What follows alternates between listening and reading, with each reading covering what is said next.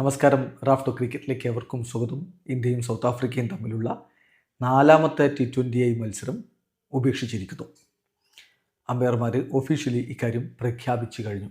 ലക്നൌവിൽ ഇന്ന് വൈകിട്ട് 6:30 ടോസ് ഷെഡ്യൂൾ ചെയ്തിരുന്നത്. പക്ഷേ കനത്ത മൂടൽമഞ്ഞ് കാരണം അത് നടന്നില്ല.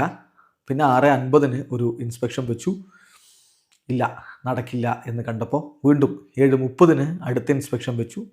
ഇല്ല, ഒരു മാറ്റവുമില്ല. 8 മണിക്ക് അടുത്ത ഇൻസ്പെക്ഷൻ, ഒരു മാറ്റവുമില്ല. 8:30 അടുത്ത ഇൻസ്പെക്ഷൻ, ഒരു മാറ്റവുമില്ല. പിന്നെ 9 മണിക്ക് 9:25 ഒടുവിൽ മത്സരം ഉപേക്ഷിക്കാനുള്ള തീരുമാനമെടുത്തത്. അങ്ങനെ ഇപ്പോൾ മാച്ച് അബാൻഡൻ ചെയ്തിരിക്കുന്നു.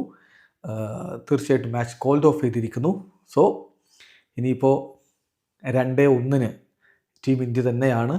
ഇന്ത്യ ഈ 5 മത്സരങ്ങളുടെ T20 പരമ്പരയിൽ മുന്നിലുള്ളത്. ഇനിയിപ്പോൾ ഒറ്റ മത്സരം കൂടിയാണ് ബാക്കിയുള്ളത്. ആ മത്സരത്തിൽ വിജയിക്കുകയാണെങ്കിൽ പരമ്പര നമുക്ക് പൂർണ്ണമായിട്ടും പിടിക്കാം. അതല്ല, സൗത്ത് ആഫ്രിക്ക സമനില പിടിക്കാൻ വേണ്ടിയിട്ട് ശ്രമം നടത്തുകയും ചെയ്യും. വെള്ളിയാഴ്ചയാണ്, അതായത് ഡിസംബർ 19 ആ ഒരു മത്സരമുള്ളത്.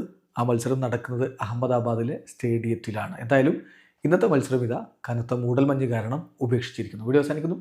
ക്രിക്കറ്റ് ലോകത്തെ കൂടുതൽ വിശേഷങ്ങളുമായി റാഫ് ടോക്സ് വീണ്ടും എത്താം.